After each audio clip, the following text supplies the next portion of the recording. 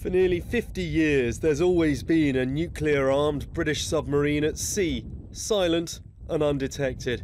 It represents what's known as a continuous at-sea deterrent, ready to unleash nuclear Armageddon to protect us. Officials here at the Ministry of Defence have long regarded continuous at-sea deterrents as the best and, in fact, these days the only way of deterring a potential nuclear-armed foe. But with the dawn of coalition government in 2010, the Liberal Democrats insisted that serious consideration be given to potential alternatives.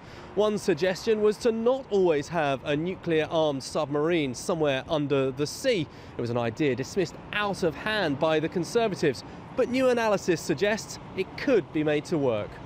Well, my paper really looks at the practical issues of trying to make a non-continuous fleet of nuclear submarines work. At the moment, most arguments have really been about the principle of it. And in principle, the UK can actually operate a non-continuous fleet of nuclear submarines without necessarily ruining the credibility of its deterrent or creating a destabilising situation of escalation. Until now, continuous deterrence has meant 4 subs, one at sea, one getting ready to deploy, another just back, and the 4th in deep refit.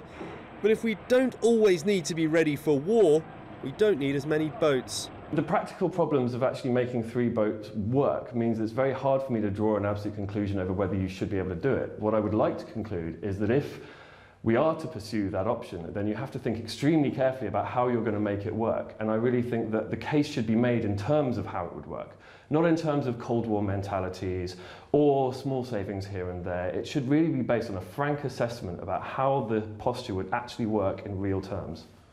The Liberal Democrats have welcomed the report, arguing that the nuclear status quo is unaffordable. But the Defence Secretary says we will not put the nation's security at risk by downgrading to a part-time deterrent.